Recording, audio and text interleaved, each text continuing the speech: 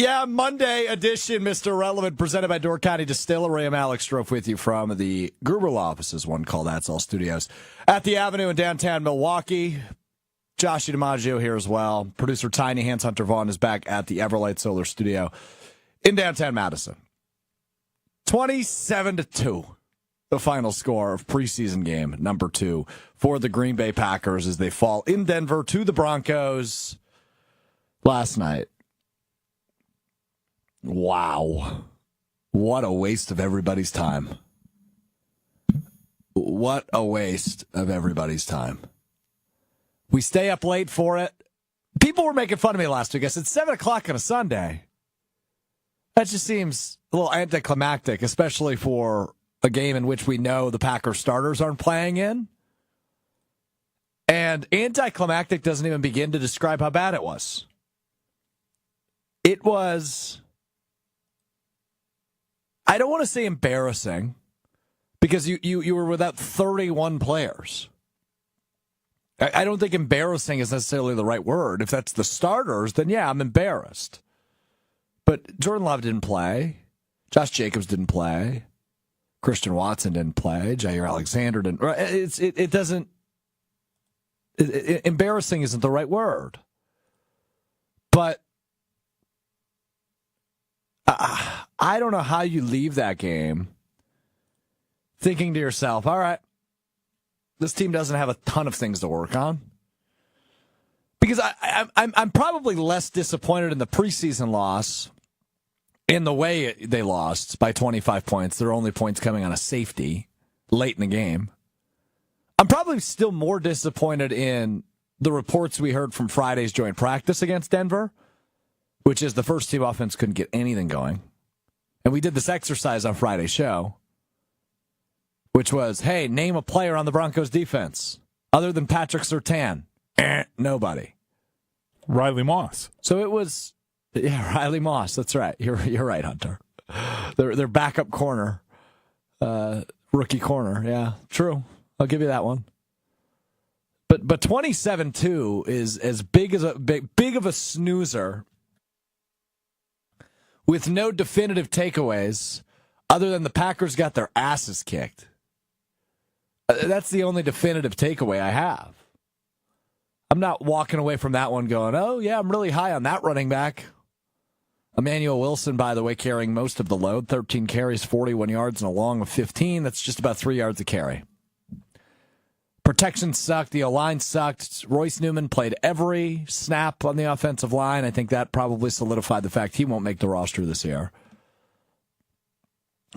Nothing offensively to be excited about. Pratt was fine at best. Clifford was bad. The receivers didn't really do much for me. The O-line stunk. Defensively, you have a few things you feel good about, but that's about it. So we're going to do this every week after the Packers game. We'll do stock up, stock down. It's going to be a quick game today. We'll stock up, stock down, because there's not a lot of stock ups, but we will start with the leading tackler from last night. That's Tyron Hopper, and his first action in the NFL, leading the way for the Packers. 11 total tackles for him, the only player in the game in double digits. He's going to be a special teams guy in his rookie season, the third-round pick out of Missouri. But he's been dealing with an injury, hasn't played yet, gets his first action yesterday. 11 tackles, no crucial misses by him. So, yeah, you like what you saw out of Tyron Hopper. Good, probably the only positive takeaway, maybe outside of Christian Welch, who we'll get to in a second, for the Packers in yesterday's 25-point loss to the Denver Broncos, Hunter. You think he's going to be a special teams guy, even with Edrin Cooper's injury that he hasn't been on the field for? Like, you don't think he's going to be that number 4 linebacker, that first guy off the bench kind of a thing, and then Cooper might start the year being more of the special teams guy? I don't think that right now, and I could be proven wrong, and he'll find his. I would imagine they're going to rotate these guys quite a bit, Hunter, to your point. But no, I view the top 4 as Walker, Isaiah McDuffie, Eric Wilson, and Edrin Cooper. Hopper could be number 5, and I'm sure that would still find him on the field, but I would guess a majority of his contributions this year will come on special teams. I could be wrong on that. right? I mean, that maybe Go Forth was a name prior to his concussion last night that we were seeing a lot of, and maybe he solidifies a role in terms of special teams. So I could definitely be wrong. He could be more of a defensive guy than special teams guy, but I know the draft pick was primarily taken with an emphasis on special teams. But after what he did last night, being one of the only positive Packers that we can talk about today, maybe I'm wrong, and maybe he does find his way into that rotation more so. Which, to be real honest with you, after what I watched yesterday, I wouldn't be mad about that. I thought he was good last night. Can't say the same for most players, but we will go to the kicking battle now. Greg Joseph stock down. Greg Joseph was the only Packers kicker to attempt a kick last night. 1 field goal attempt, no extra point attempts as they only scored 2 points. And he missed it. Yeah. That will unfortunately give Anders Carlson a leg up in the fight. In the kicking battle, the 47-yard attempt, which is really what you're looking for. Anything inside 50 you need to hit in the preseason, and obviously in the regular season. But Greg Joseph misses a 47-yarder, late in yesterday's game, and it was just the story of what yesterday's game was. But again, you can point to the 31 guys that were out, whatever you want to do. That's fine. I'm not mad that they lost. I'm not really mad in the way in which they lost. It's just you can't really walk away with any positive takeaways. You can't walk away going, hey, Greg Joseph, maybe our kicker. He's got league experience, made his 47-yarder, right? You might walk away feeling good about him. But now that he misses a kick, which was just exactly what yesterday's game was, you're not feeling better about the kicking battle. You're not happy Anders Carlson now probably has a little bit of a leg up after Greg Joseph misses an in-game kick. But Anders didn't make any kicks. He didn't get the opportunity yesterday. So this kicking battle that we've always acknowledged is going to be hard to evaluate in the preseason just got a heck of a lot harder with a week left. You've got an open to public practice, I think, tomorrow. You've got one Thursday and a joint practice against the Ravens. You have Saturday's preseason finale. And then you've got to make a choice on your kicking battle.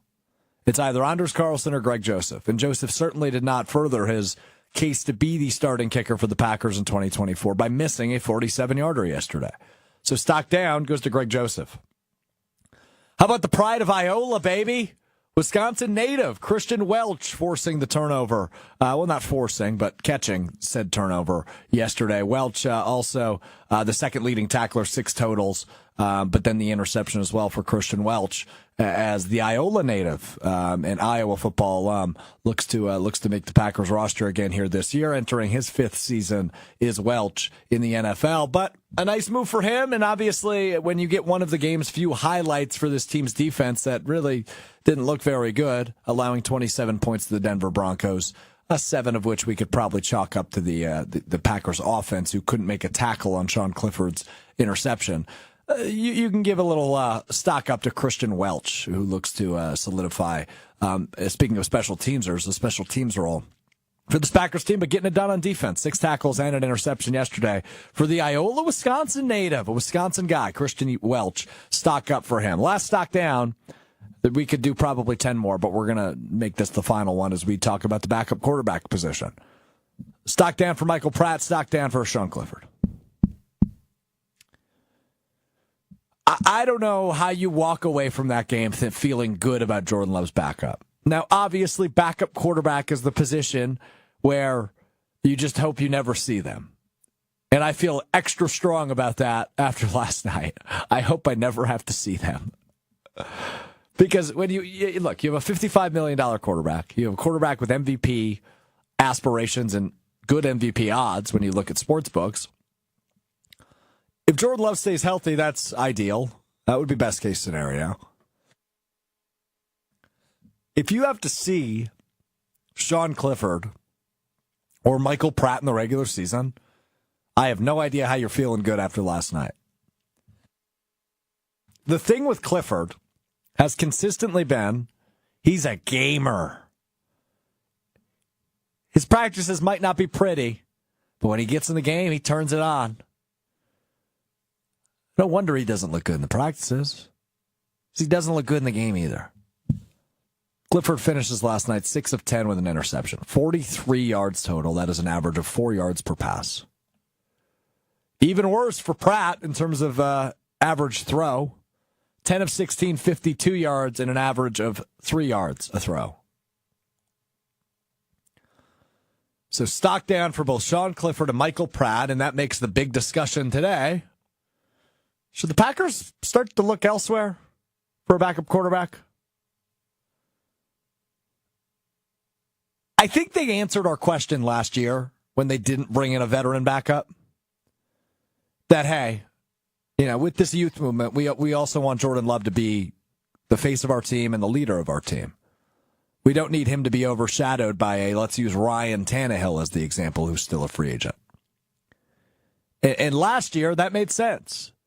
Because as we remember, things weren't pretty through 7 games. The Packers were 2-5, and the man you see on the video stream right now, and who we were just talking about, Sean Clifford, was receiving cheers and tweets and angry fans saying, hey, Clifford should be the starter over Love after 7 weeks last year. But not everybody, but some fans were saying that. And now, 10 months later, we need to have the conversation of, do the Packers need a different quarterback, different backup quarterback? I'm not ready to go that far, but I still think the discussion should probably be had. And I'm not suggesting a Ryan Tannehill, but there are several teams with a good third quarterback right now who you would feel better about than a Sean Clifford or a Michael Pratt. Bailey Zappi, for example, in New England. He might not make the Patriots roster, but he looked pretty good against the Packers when he made his debut 2 years ago. I think there are several names that you could float up. Trey Lance in Dallas had a nice preseason game yesterday. He might be available for cheap, and he's young. This is the discussion that might be being had at 1265 today. Because through 2 games, I don't think you're very impressed with Sean Clifford. And through 2 games, I don't think you're looking at Michael Pratt going, yeah, if Love gets hurt, I'm confident in him. So I'm open to the idea of a 6th-round pick for a backup quarterback or a 5th-round pick. I'm open to the idea of the discussion. I don't think a Ryan Tannehill makes sense. I don't think if a Joe Flacco doesn't make the Colts roster, he makes a ton of sense. But a young guy who has shown some promise, I'm open to the idea, Hunter. I was just going to ask what you would think the Packers should give up, because I was going to bring up the Cowboys have Cooper Rush and Trey Lance on their roster right now. They're only going to really keep one of them. I know you can have the 3rd emergency backup, but I don't see them keeping both. So, would you be okay with the Packers giving up a wide receiver or a interior defensive lineman to the Cowboys to get one of those two? Because, I think a lot of these teams that have a 3rd quarterback who, legitimately could be a number 2 elsewhere, I think they're going to want an actual piece and not just a draft pick for them because of, how valuable a backup quarterback could be. I wouldn't go that far then. No. I hear what you're saying, but no, unless it's a mid-round pick, preferably a day 3 pick, I'm not interested in it. I'll just roll with Clifford then, or Pratt, depending on the decision they make. But it's not like I feel very good about either of those guys. And again, protection wasn't great, but each of them were only sacked once. You saw Pratt for the second half plus that final drive in the first half, and you saw Sean Clifford against Broncos starters to begin with in the first quarter, and then their backups later on. But he was not good. That interception he threw, he did everything wrong. I mean, back foot, overthrew it, threw it directly into a dude's breadbasket. Everything. He was staring at the D-back practically. It was very bad, that interception by Clifford. Now, look, I understand that quarterbacks are prone to bad days and bad games. I get that. But this just doesn't feel like you're really confident in the backup quarterback. So, yeah, theoretically, I am open to the idea of searching for a new one, but I wouldn't put a ton of assets into it. Cheesehead Bucky says, we got a 6th-round pick, and that's it. I'm fine with that. Well, you've got, I forget what round Clifford was drafted in, 5th round, I think. And then Pratt was a 7th-round pick this year. So maybe a 6th-round pick is the one you hit on. But I don't think you can leave, and tell me on the YouTube chats, on Twitter, whatever, if you feel differently. Maybe I'm overreacting, but I just look. The ideal situation with a backup quarterback is you never see him. But watching an entire game and putting myself through the torture that was Sunday night, I don't feel good about either of those guys. And I'm not calling for them to lose their jobs. Pratt's still a rookie. Clifford's only in his second year. But if Jordan Love goes down, I don't want either of those guys playing more than, let's say he goes down in the second quarter of a game. I don't want them playing any more than 2 quarters. By the next week, let's do the Scott Tolzien experiment again. Not actually. Let's do the Vince Young or Seneca Wallace experience again. I guess Vince Young was just an off-season signing. Take a shot on a guy that's, shoot. Is Zach Wilson going to be available? Bo Nix and Jarrett Stidham might be their 2 quarterbacks they hang on to. Zach Wilson had a touchdown pass in last night's game. You know who didn't? Michael Pratt, Sean Clifford, the Green Bay Packers at all. The only points they scored were on a safety. It was bad. Really bad. And I get it's a preseason game. I get Matt LaFleur wasn't calling the plays. I understand all this. But to not walk away from that one with, oh boy, they might be in trouble there. In your head? I think we're overlooking it. We're overlooking a serious issue. So hopefully we never have to deal with it, right? Like hopefully, if they don't go a route of trading for somebody or signing somebody, if they go the route of, hey, we're hanging on to Clifford, we're hanging on to Pratt, we're going to keep 3 quarterbacks. You just hope Jordan Love's healthy for all 17 and shoot, hopefully he's healthy for all 20 or 21. That's just what you hope for. But I don't feel good about that battle. I thought they had a real battle going. But as you're watching last night against the Denver Broncos, are you thinking, oh, yeah, that's a competitive battle? No. It's a mid-off. Mid-off. Hunter, go ahead. I think this also points to my feelings on the game was that I don't feel good about the depth outside of wide receiver for this whole team. Like, I understand that there's a stretch where they're going up against Denver's ones, but your twos are going to play against ones at times in this season. Like, that's going to happen because you have to give guys rest. So you need to be able to go out there and compete for a couple of plays, and I never felt that way. And then when it was twos against twos, they got outplayed by a team that we talked about it last week. I don't know anybody on that defense. I barely know anybody on that Broncos offense. And you can't get outplayed like that by a team that's going to be scratching their way to maybe finishing 3rd in their division when you're expecting to try and win your division. Like, that's not good enough, and I'm really worried about the depth for this team. And if somebody goes down, I don't feel good about anybody else stepping in to be able to play 4 or 5 games in their place. And that's not a good feeling to have through 2 preseason games. Yeah, like some of the names, especially defensively, that you saw didn't really pop up, right? The Lucas Van Nesses, the Kingsley Enikbares, the Carl Brookses of the world. Evan Williams early made a play, but other than that, he clearly didn't have a game like he did a week ago. Cheesehead Bucky chimes in. I feel great about the safety and D line depth. I tend to agree, right? I mean, although you didn't see a great Devontae Wyatt play or a great Lucas Van Ness play, I still like the depth they have there. Carl Brooks, as everybody knows, I'm very high on him. Colby Wooden I like a lot. But I didn't see anything that made me go, wow, from those guys early in that game. Safety I also feel really good about. No Xavier McKinney, no Javon Bullard, but you did have Evan Williams a little bit early. I love the depth they have there. I'm just excited to see it all come together. I still have faith in this defense. Don't get me wrong, right? Like, I still have faith in the Jeff Hafley defense. There is I see Cheesehead Bucky chiming in on this. I saw Brad Nortman tweeted this as well. There is a big, big difference in the NFL versus being a backup or a player in the NFL versus being a starter in the NFL. There is a big difference. So without any of them on the field yesterday, I understand why you would say, hey, yeah, I'm not that concerned. Because, again, it's not about the 2 points, the lack of points they scored. That's not really where my argument lies. It just never looked pretty. It looked painful the entire game. And when you get down to the end of it, hopefully it's over and done with. She said, Bucky saying, I don't think Wyatt played. Hunter, you want to pop up that list? I don't know. 31 guys didn't play, so he might not have. Their best 31 players didn't play. No Devontae Wyatt yesterday. You are correct. I'm just going to read through some of the names I may have missed otherwise. No Edrin Cooper, as we mentioned off the top. Donovan Jennings, one of the few non-starters that did not start. Tucker Kraft, still trying to come back from his injury, did not start, technically the second defensive end. So, 4 defensive linemen: Preston Smith, TJ Slayton, Devontae Wyatt, Kenny Clark did not play. Rashawn Gary, the 5th, that didn't play from the D-line. So, there you go.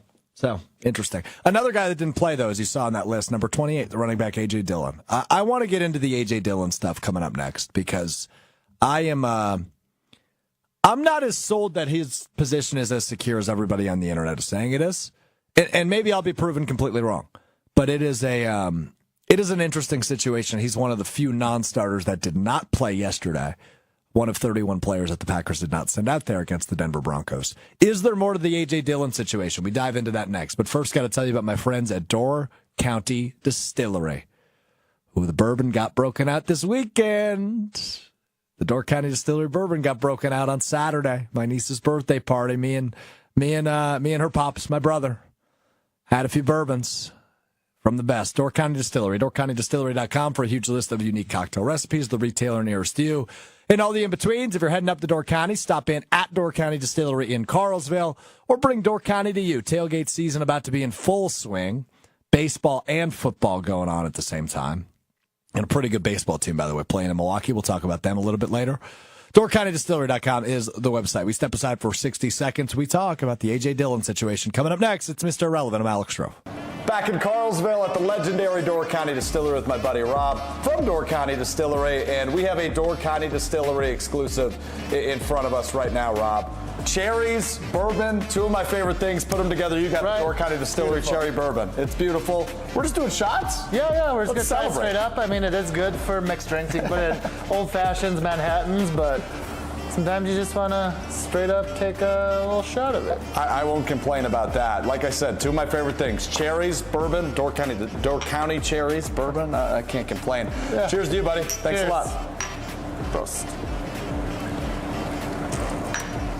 Ooh, that's tasty. Oh, that's good. Yep. That's really smooth. Get that cherry flavor. Yep. Not a whole lot of burn.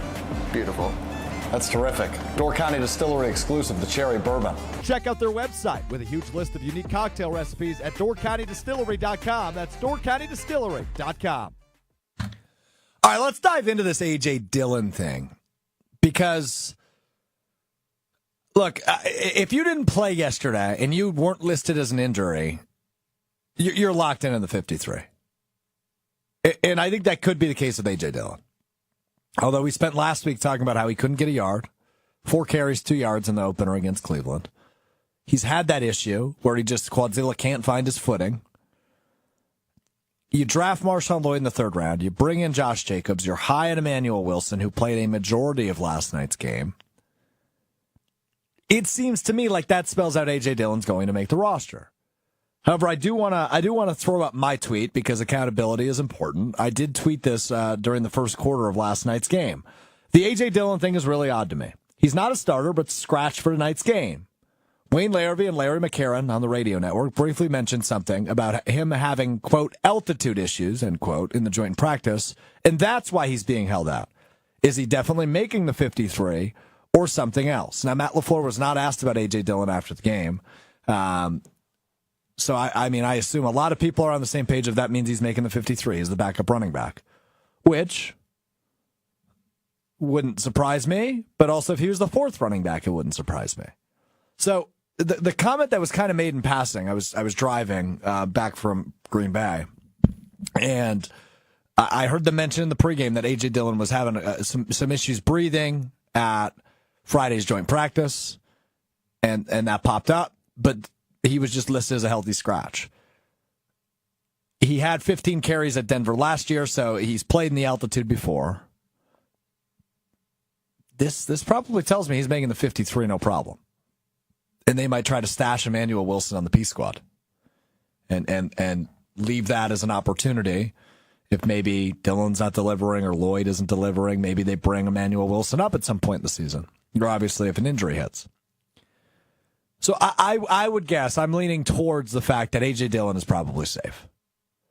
But that comment about the altitude issues, him not being a starter and getting sick, it was just it just felt weird to me. I had my Brian Windhorst meme going off of maybe there's more to this situation in Green Bay.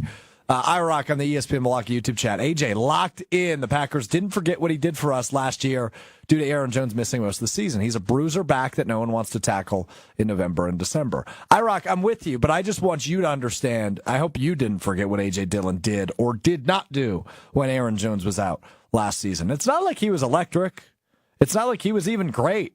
He averaged 3 yards a carry last year. His best game was against the Chiefs. In that Sunday night win, 18 carries, 73 yards. He was good that night. But other than that, the Pittsburgh game, he was okay. Rams, he wasn't very good. Denver, he was fine. Raiders, Raiders was actually probably his best game of the year. That's where one of his only two touchdowns on the year came from was in that Raiders game early, and that was shortly after Aaron Jones was injured. 20 carries, 76 yards, and a touchdown that lost to the Raiders last year. But other than that, like Dillon, he's not great at staying on his feet. We haven't really seen A.J. Dillon in December since 2020 against the Tennessee Titans. And maybe I'm too negative on him. But as it stands right now, I don't love the decision they sat him yesterday. I would have liked to see him and Emmanuel Wilson getting carries in the first half. And then you can go to your Ellis Merriweathers of the world, in the second half and into the fourth quarter. But my biggest issue with yesterday's game was there was no A.J. Dillon. They are clearly much higher on Dillon than I am because A.J. Dillon has not proven to me that he is deserving of the second running back role. Now, Marshawn Lloyd being injured doesn't help that case. I really like what we've seen this preseason for the most part out of Emmanuel Wilson. Now, again, the offensive line was atrocious last night, so I don't put a ton of stock into his lack thereof production. It's not like he was amazing yesterday, but I thought he was really good last week against Cleveland. 13 carries, 67 yards, and a touchdown in the preseason opener. I think Emmanuel Wilson can be a really good back in the NFL at some point. And it seems like they're going to get rid of maybe not get rid of, but probably try to stash him on the practice squad, Emmanuel Wilson. Let's not overreact to a game where Packer backups played Broncos starters. I'm not overreacting, William, on the ESPN Milwaukee chat. I think we're just talking about things that do matter, right? The backup quarterback battle. I think that matters. I think A.J. Dillon not playing matters. I think that tells you he's safe on the 53, and I just don't know that I'm ready to agree with that decision given what we've seen out of Dillon the last year. The groundhog has arrived. The head has popped up of Joshie DiMaggio. I don't know what I said that caught his ear. Joshie, the floor is yours. It actually wasn't anything you said. I don't have to critique you for any reason. I'm very interested in the sort of the burying of the head approach of many Packer fans right now. I think we all intuitively understand it is the preseason. There was 31 guys sitting out for the Packers. Right. There's guys who aren't even the starter that were sitting out because they're important to the function of the team moving forward. Totally. But to not say, viewing Matt LaFleur's reactions, the way he handled that process, I mean, just the fact that was unwatchable football. That was a Thursday night Jaguars-Titans special where they don't have a starting quarterback. This is pre Trevor Lawrence Jaguars. It wasn't good. It didn't look good. Yeah. You didn't really come away impressed with much of anything. There was a few good plays that made you go, oh, that was nice. Yeah, a couple, maybe. But even when it was second string versus second string or third string versus third string, the Packers still looked outmatched for much of the game.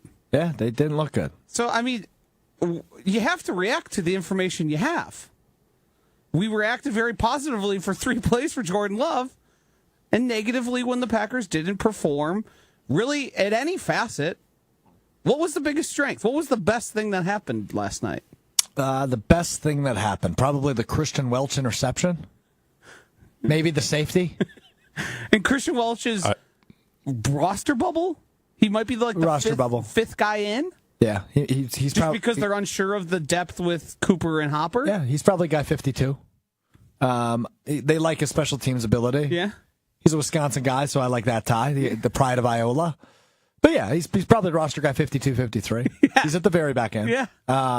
So yeah, I mean, I was also disappointed with the wide receivers. We've talked about the depth. 1 through 4, obviously, we're pretty sure are all pretty damn good. Yep. But I mean, Malik Heath looks like he belongs, and DuBose looked like he didn't, and that was kind of the opposite last week. Yeah, DuBose was stuck down after yesterday. Yeah, and what do you do with that? Like, well, now that position's, you thought you were leaning one way, and now it's back up in the air. And I don't know if you know this. Uh-oh. Have you looked at the calendar? I have. The game against the Eagles is getting close. We are 19 days away, I believe. Yeah. Less than that, actually. Gonna need to figure that out. 19 days away, yeah. Gonna need to figure that out. 18 days away. Bad math. I just refuse, and I mean, I guess this is always my process, and you've had told me to calm down about stuff probably 4 or 5 times now. Really? My short presence here, but like, results matter and things matter. What you see play out on a football field does matter. Some matters more than others. I am excited for Wednesday's edition of Mr. Irrelevant. I guess I should probably announce this at some point. I am off the rest of the week. I've got my college roommates getting married. I'm taking a little pre-football season vacay, doing a little tour of the state.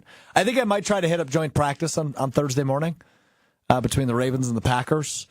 And then I'll be all over the state the rest of the weekend. But Joshie DiMaggio will have the floor all day on Wednesday. I have a request. Yeah. Since if you do attend, I would like your 3 bullet points. Just text to me. I can read them out to the Mr. Irrelevant crew. Okay. I would just like to read off what you observed if you do end up viewing practice. Okay. I'm not positive that I will be going, but hey, I if might. it doesn't happen, it doesn't happen. But I would like to bring some Strouf flavor to the Joshie DiMaggio edition. Well, the issue with that is you're filling in Wednesday, joint practice is Thursday. Oh, boy. But yeah. Tony Cartagena is going to fill in Friday. You might still be around. So if I'll probably help out just to make sure things go well. Thank you for your service. I will text you my bullet points. You can fit them into Friday's episode with Tony Cartagena. So we're still going to have a show Wednesday, Friday. It just won't be with me.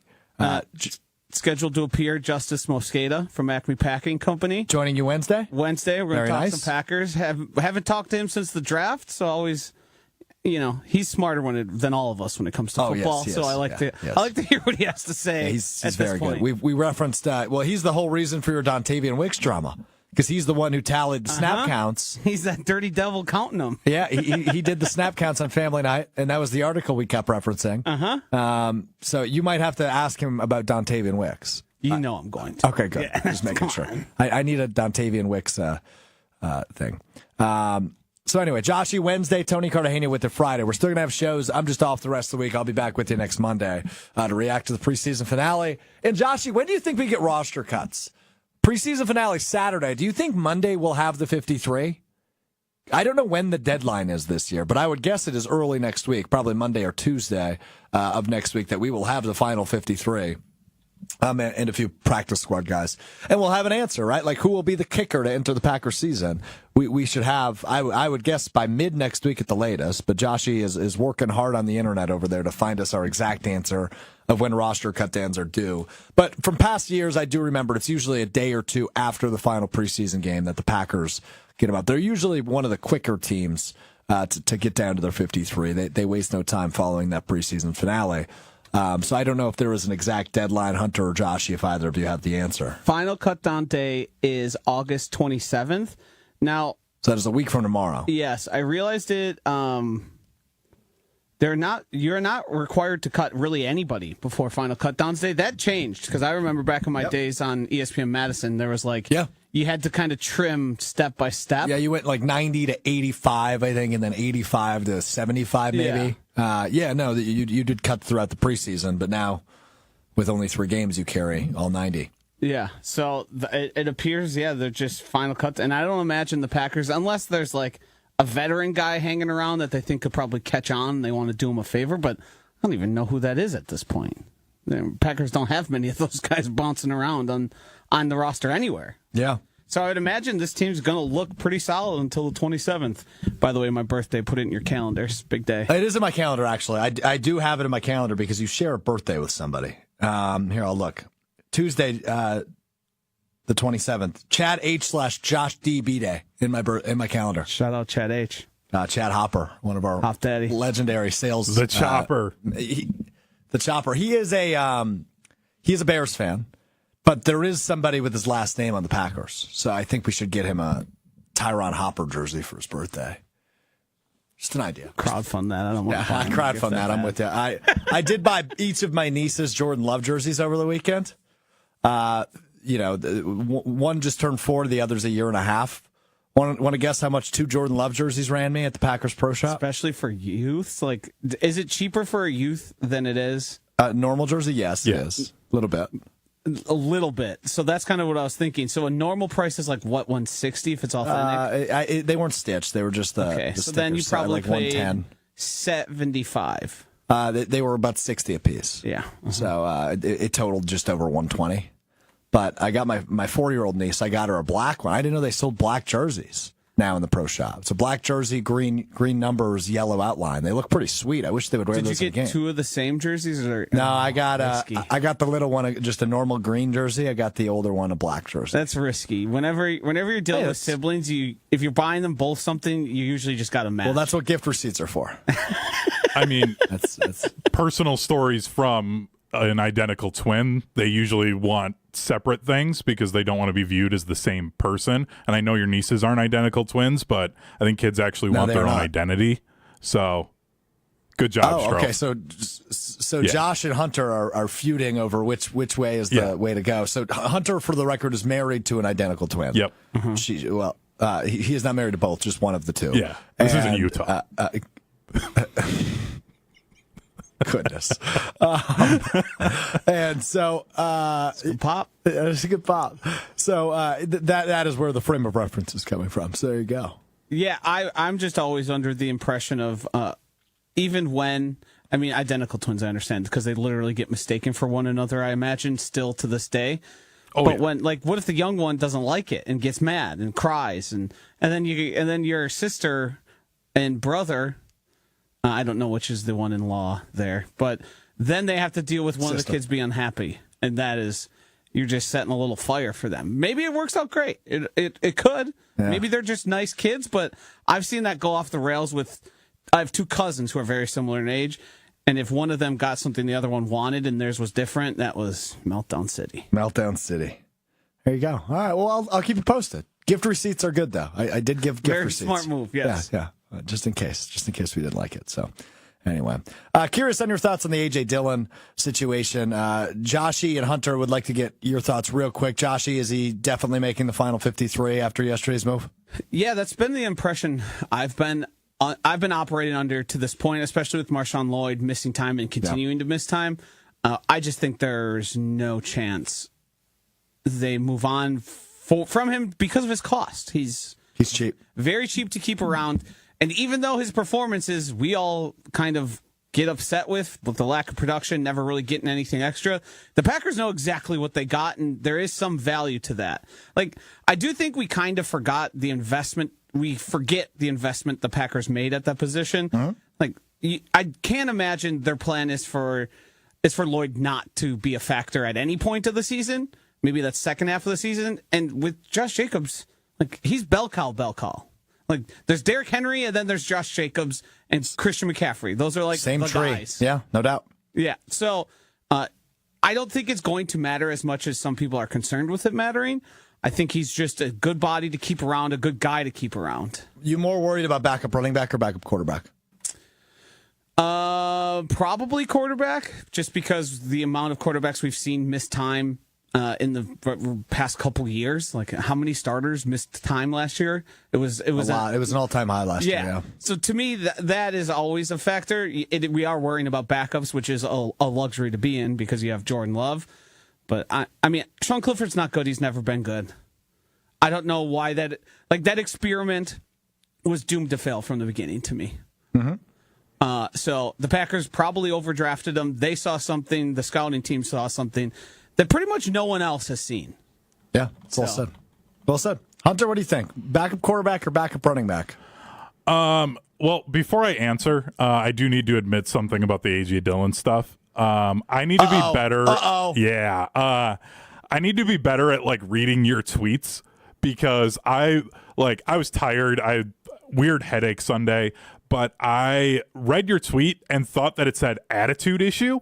And didn't really, I was just like, oh, we're going to talk about this. I'll find out what this is about on Monday. And then I see you have Dillon on our list of things to talk about. So I'm like, oh, this will be interesting.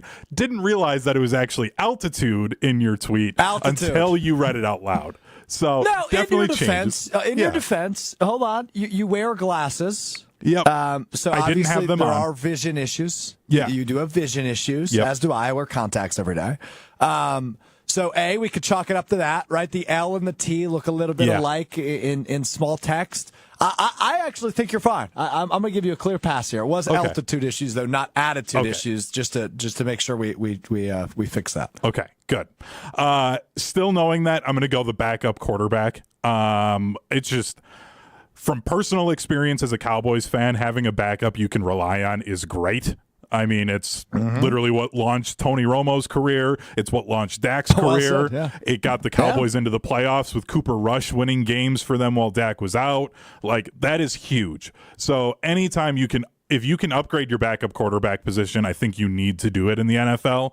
And I think there were a number of times where even Emmanuel Wilson last night, I was like, oh, that's going to be a 10-yard run. And then all of a sudden the guard would lose their guy and he's getting hit at the line or in the backfield. And I'm like, well, that sucks. He's going to watch the tape and see a giant hole that literally, as he was about to hit it, is all of a sudden filled up. I think the running back position is going to be fine. They've got to figure out backup quarterback. When Sean Clifford is rolling out from the far hash mark to the sideline, and he still won't throw the ball away, and then holds on to it to try and find somebody open and takes a sack for a 7-yard loss. I'm like, dude, I know not to do that.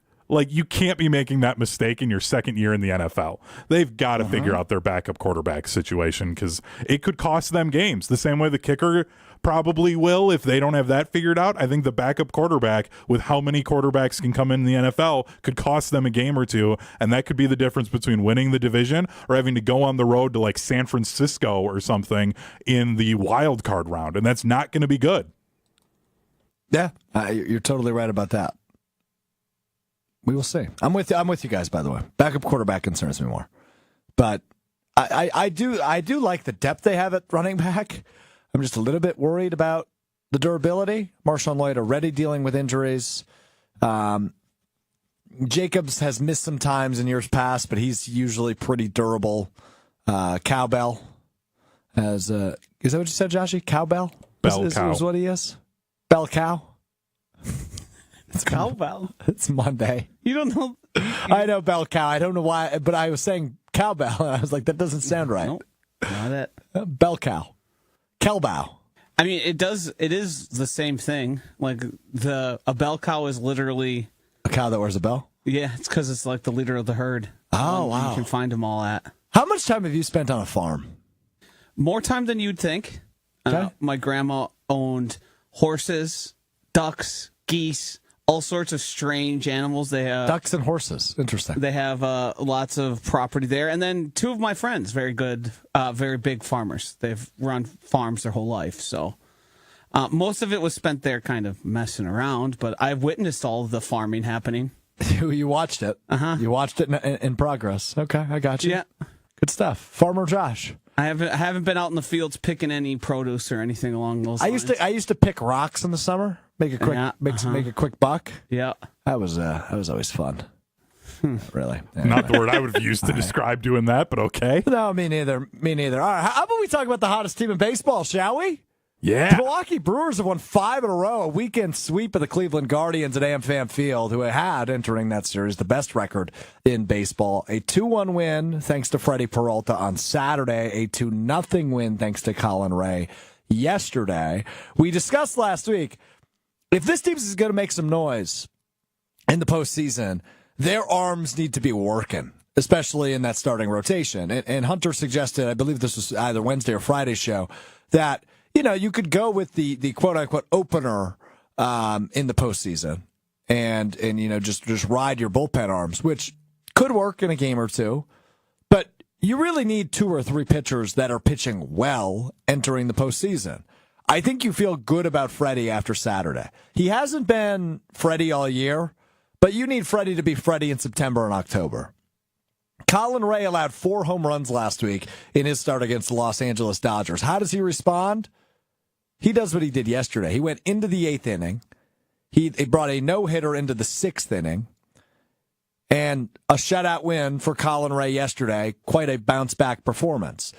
The Brewers have now won 5 in a row, all at home, but all against first-place teams. They won their final 2 to end last week's series with the Dodgers. They swept the Guardians over the weekend. They are now 20 games over 500. They have the second-best record, I believe, in not only the National League, or in the National League, but they have one of the best records in all of baseball, and the 5th best record in all of baseball. Now, the same record as the Cleveland Guardians, so really tied for 4th best record, as the Philadelphia Phillies 73 and 51. The Orioles, Dodgers, and Yankees are all 73 and 52, and right behind them, the Guardians and the Brewers at 72 and 52. The Brewers are 1 game back of the best record in the major leagues. That's how good they've been. They've had 100 different starters. They had another guy record a save yesterday. I think that's number 9 or number 10 of the year for somebody that has recorded a save for the Brewers. They've had so many different pieces, both offensively and defensively, make contributions this year, and it's just working under Pat Murphy. They're finding new ways to win. It is the Packers-like youth movement for the Brewers, and it is working. Look, you might have gone into last week's series with the Dodgers saying, yeah, they can't perform with the big boys. Especially after they lost the first 2, you're probably saying, yeah, it's probably Brewers getting to the postseason and losing this second round again. If they get to the DS, might be a wild card exit. And now, just 5 days later, you're going, whoa, this team can compete. Hunter, you said last week you feel good about them in a 5-game series against the Dodgers. Yeah. They just beat the team who had, at the time, the best record in baseball. They swept them over the weekend. This is a team that belongs, and they certainly look like it here in the middle of August. Absolutely. I mean, especially now after getting those 2 games and with getting this sweep, they're right in a spot where they can get that 1 or that 2 spot in the NL. And by doing that, they're going to force the Dodgers to have to come to Milwaukee. And that's huge. And this team just feels different. I've been seeing a bunch of stuff on Twitter. It's been really funny, of articles back when Craig Counsell left and he went to the Cubs about how, pundits are saying that, oh, the Brewers are finished. The best thing about the Brewers is gone. They're going to be devastated because of this. Mm-hmm. They got a 10.5 game lead on the Cubs. It's great. And this team just feels different. They're playing looser. I saw another article where, Jackson Chourio earlier in the year, he was having some struggles. And they're like, instead of getting on his case about it, they're like, no, we're going to shower him with praise. We're going to make him feel confident. And all of a sudden, he's not having as many of those at-bats where he starts out with a 0-2 count. Pat Murphy knows how to manage a team. He's manager of the year, hands down. I feel so confident about this team heading into the postseason. Good. Yeah, good. You still got some time left, but this division is in their pocket. They've got an 11-game lead on the Cardinals, 11.5-game lead on the Cubs, who are a half game back of the Cardinals in 3rd place. Reds, 12 games back. Pirates in last place, 13.5 games back of the Brewers. Brewers, 20 games over 500, as mentioned, 72 and 52. Look, you feel good about 3 of their arms, at least. Right? You feel good about, as mentioned, Peralta and Ray, but you feel pretty good about Tobias Myers, too. In his rookie year, he's had a nice come up as well. So, we will see as their arms continue to rotate. But I mean, I don't know how you don't feel good about where they're at. So we will see. But to have Devin Williams back, to have William Contreras and Willie Adames swinging the bat the way they have all year, you feel good about your outfield. Between Frelick and Chourio. You wish Yelich was healthy, obviously. But Garrett Mitchell back in rotation now playing center. You're feeling really good about where this team is at after those 5 wins. So now they head to St. Louis beginning tomorrow. They get the off day today. But this is a first-place team with, they've still got plenty of schedule left. Their season finale is over a month away, September 29th, the final game for the Brewers. But they've got a cushy lead. And they're playing really well against good competition, or they finally did. That was something they kind of struggled with all year.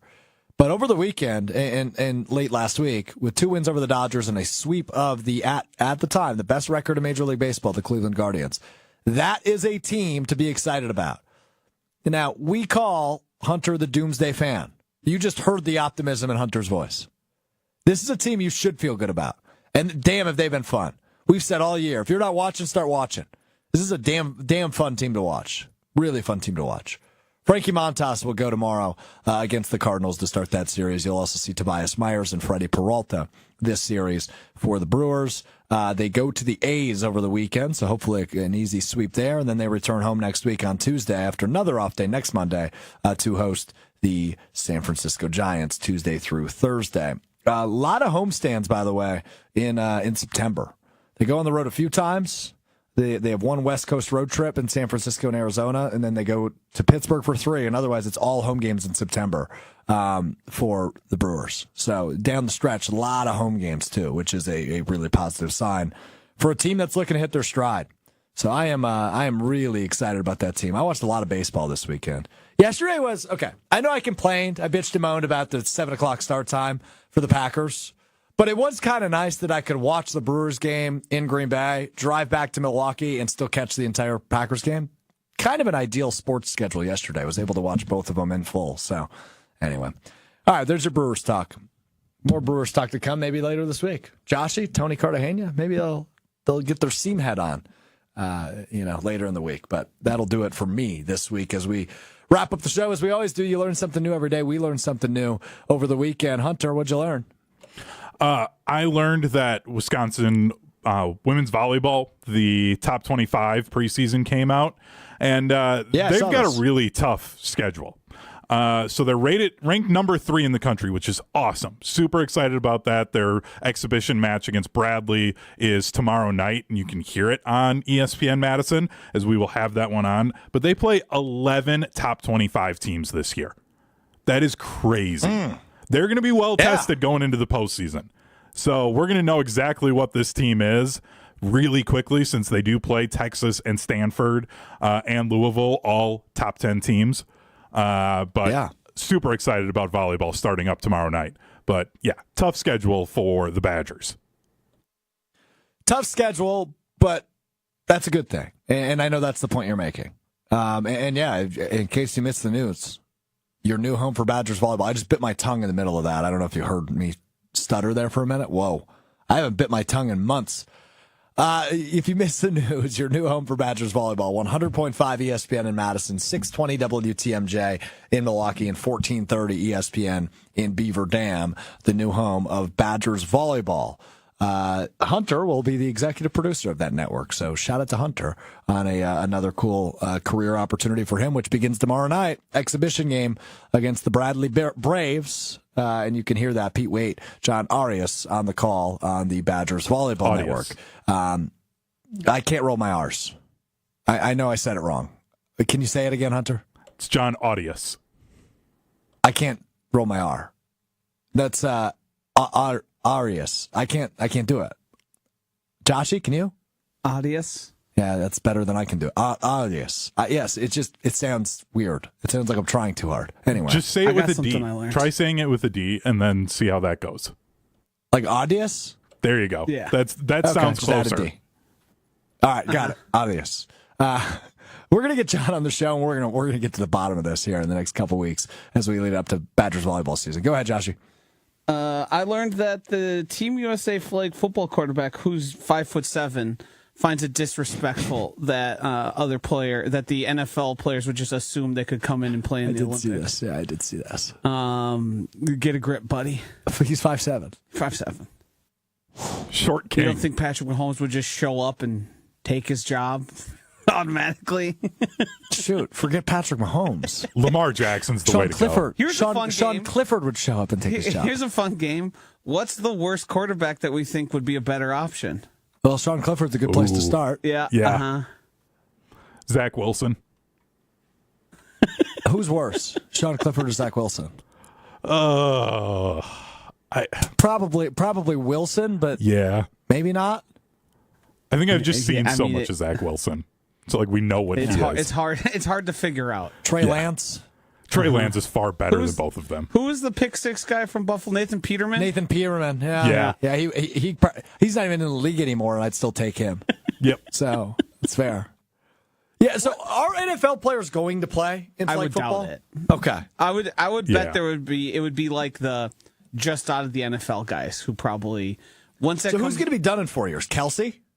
No, I'm saying like the not good enough to currently be Oh, so like UFL. Yeah. UFL, guys. CFL type players. I bet they find a way. Indoor football league. Yeah. Guys. Max Myler from Mount Horeb High School just made it to the Eastern Conference Championship game with the Green Bay Blizzard. How's that for a fun fact? What's with people Were who you are gonna get him in on and the show? involved around the Olympics? We might need to. What's with Noah Lyles? He went on Club Shay Shay or whatever it is. Yeah, I did see that. To complain that basically he's just jealous that professional sports players in America get more attention than Olympians. Yeah, it's a jealousy thing. It's an ego thing. Do people not realize that it comes off so poorly? Probably not. But I think Noah Lyles is taking an approach like Conor McGregor style of I'm just going to say stuff and hope it generates buzz for people to watch me, and maybe it does. It might work. I don't know. I mean, perhaps. It won't make me turn it on. I didn't know that track and field needed a heel, but I don't think he wants to be the heel either. That's the difference between him and Conor McGregor. I think he wants to be the heel. You safe on YouTube, by the way, throwing out Tim Tebow as a name for the flag football team. You could run some fun options. That's an option right there. Yeah. That's a fun option. I like that. All right. What I learned is it is starting quarterback season. Teams starting to name their starters for the upcoming NFL season. So we can no longer play the game of, oh, yeah, who's the quarterback out there this year? We're out of that time period. We are now in, hey, we know who the starters are. In Washington, coming across within the last hour, the Commanders have named Jaden Daniels their starting quarterback, expected but now official, out in Washington. And out in Vegas, a starting quarterback being named last week, or over the weekend, rather. And that is none other than the one and only Gardner Minshew will be the starting quarterback for the Raiders to start the 2024 season. So Minshew mania continues out in Vegas. That's like a perfect market for him to thrive.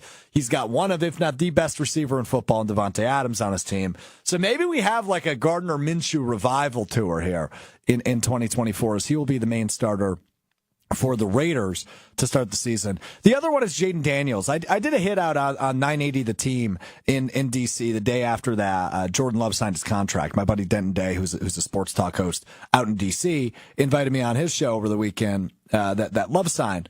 And while we talked Love and contract and quarterback expectations, they also brought me on because I'm a Packers fan.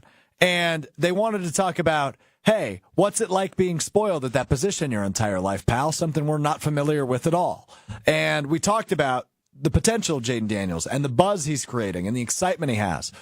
Commanders fans think they have the real deal in Jaden Daniels. And he's already been named the starter as I mentioned today.